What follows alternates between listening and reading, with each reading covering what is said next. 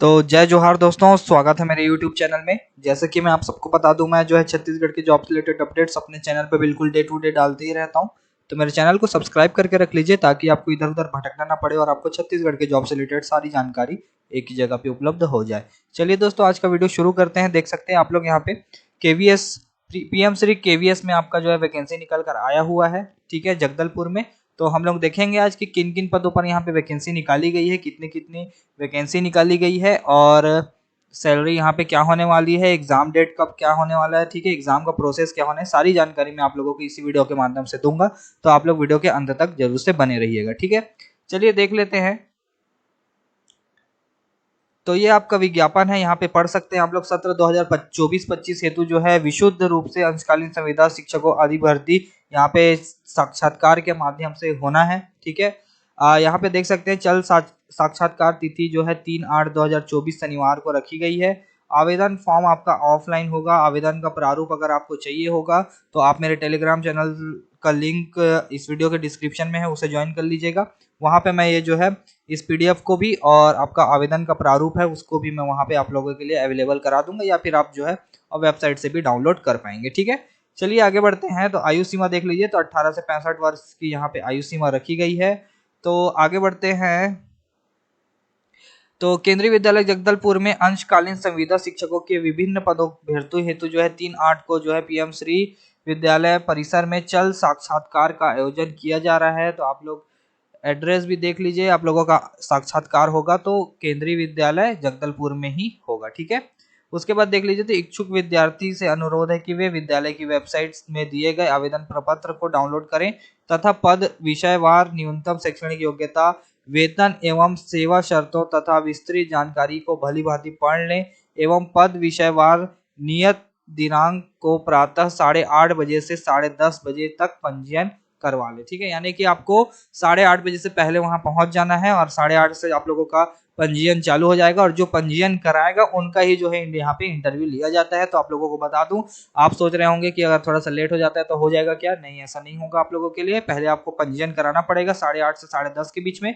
उसके बाद जो है चल साक्षात्कार के लिए आप लोगों को बुलाया जाएगा, ठीक है।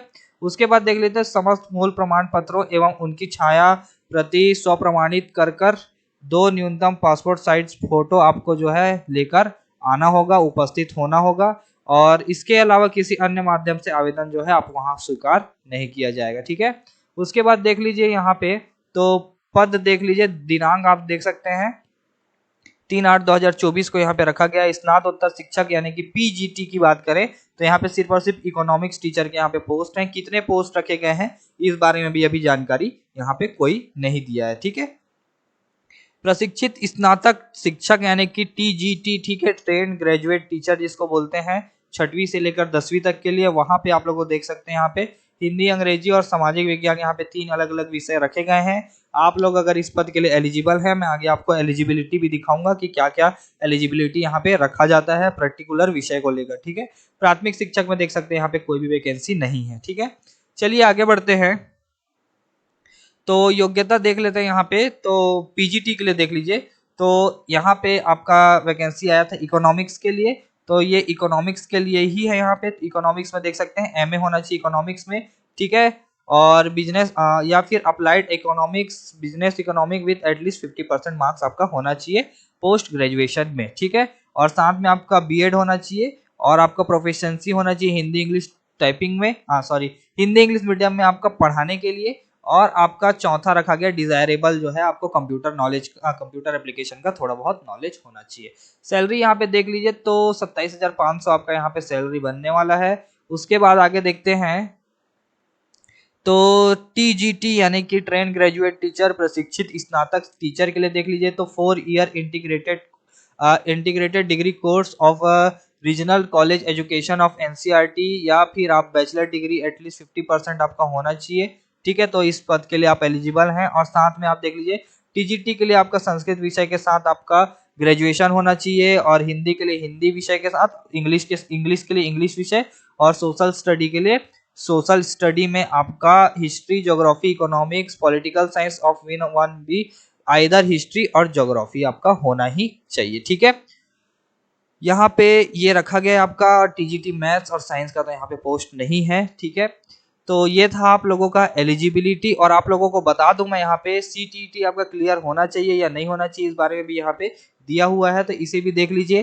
तो पास इन टीचर एलिजिबिलिटी टेस्ट पेपर 2, ठीक है, आपका क्लियर हुआ होना चाहिए ही चाहिए, ठीक है। उसके बाद देख लीजिए तो बीएड और इक्विवेलेंट आपका डिग्री, ठीक है, टीचिंग आना चाहिए आपको हिंदी इंग्लिश मीडियम में, नॉलेज होना चाहिए कंप्यूटर एप्लीकेशन का। पीआरटी का तो यहाँ पे वैकेंसी नहीं था। सैलरी देख लीजिए तो 26,250 रुपए यहाँ पे आपका सैलरी बनने वाला है, ठीक है। उसके बाद आगे देखते हैं, तो अभ्यर्थी इस वेबसाइट का अवलोकन कर ले, यहाँ से डाउनलोड कर पाएंगे, ठीक है। और आपका सभी पत्र के लिए कंप्यूटर में व्यवहारिक ज्ञान आवश्यक रखा गया है, ठीक है। वहां पे आप लोगों का चांसेस पूरा है कि इंटरव्यू में आपसे जो है कंप्यूटर से भी क्वेश्चन पूछे जा सकते हैं, ठीक है। टीजीटी पद हेतु जो है बिना टीटी वाले अभ्यर्थियों का योग्य पाए गए अभ्यर्थियों के पैनल में के समाप्त होने के बाद ही किया जा सकेगा। यानी कि मान लीजिए आप यहाँ पे अनिवार्य तो नहीं रखा गया है, जिस हिसाब से ये 9वां पॉइंट बता रहा है, इसमें बोल रहा है कि अगर आपने सीटीईटी क्वालिफाई किया है और साथ में एक अभ्यर्थी और आता है जो सीटीईटी क्वालिफाई नहीं किया है, तो दोनों एलिजिबल होंगे, लेकिन पहले प्राथमिकता जो सीटीईटी क्लियर किया हुआ है उनको दिया जाएगा। अगर मान लीजिए आप वहां पे नहीं होते तो वो दूसरे अभ्यर्थी का चयन वहां पे हो जाता, ठीक है। तो ये सारी चीजें हैं, और उम्र तो मैंने बता दिया है। तो दोस्तों यही था, ठीक है। और मैं आप लोगों को एप्लीकेशन फॉर्म भी दिखा देता हूँ यहाँ पे। तो एप्लीकेशन फॉर्म में भी आपका यहाँ पे मांगा गया है, देख लीजिए।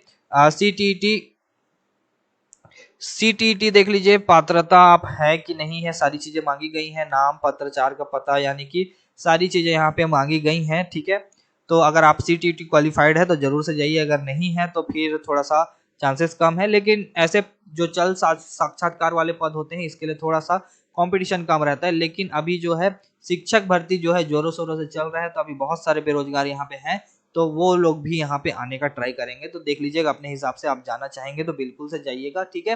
तो दोस्तों आज की वीडियो में इतना ही था। वीडियो पसंद आया होगा तो वीडियो को लाइक शेयर कमेंट जरूर से कर दीजिएगा, और चैनल को सब्सक्राइब करना ना भूलें। धन्यवाद।